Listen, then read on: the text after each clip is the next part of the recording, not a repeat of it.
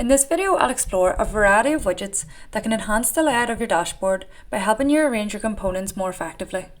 Layout widgets are a great way to optimize space on your dashboard. They help ensure that key information is displayed clearly, making your dashboard more user-friendly and visually appealing. Begin by dragging a flex panel onto the canvas and setting its minimum size to 50 pixels. The top layout panel will be designated for our breadcrumbs component, while the second layout panel is used to accommodate multiple widgets. First, we'll arrange the placement of the widgets, and later we'll connect them to the data sources. Here I'm using a pivot grid with a tree map positioned below it. To the right of the pivot grid, we'll add a tab control component, with each tab containing a chart.gl component, and below this we'll place a pie chart. This dashboard will display three key metrics: the total number of quotes, the average quote spread, and the average quote size. These will be broken down by currency pair, hour, and finally by source. Here I'm defining our three aggregates and applying the changes. For the tree map, I'll link the same data source, and our view state to link the components will be called pivot node. By default, the tree map will use a single fixed colour, but we can change the colour palette to gradient to resolve this. The column property sets the data source variable for the node labels. For pivot queries, use breakdown ID. Colour is the data source variable used to define the colour shading, and size is the data source variable used for scaling the node size. For both, we'll assign the quote size variable. Now let's add the breadcrumbs component. Assign the view state pivot node for the path, and for visible breadcrumbs, we'll assign our breakdown view state.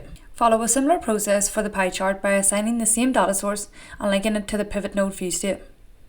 Set the series key to breakdown ID and change the palette theme to gradient. Now we can test the connection between all three in preview mode. Finally, let's configure the two charts. These queries have been taken from the drill down demo.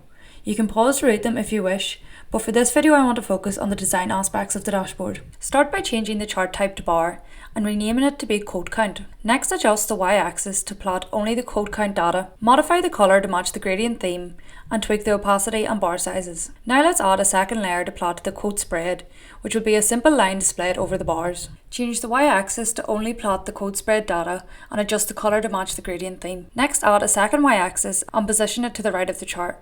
Then assign the quote spread data to use the second y-axis. I'm going to switch over to the second tab and repeat a similar process for the trade data.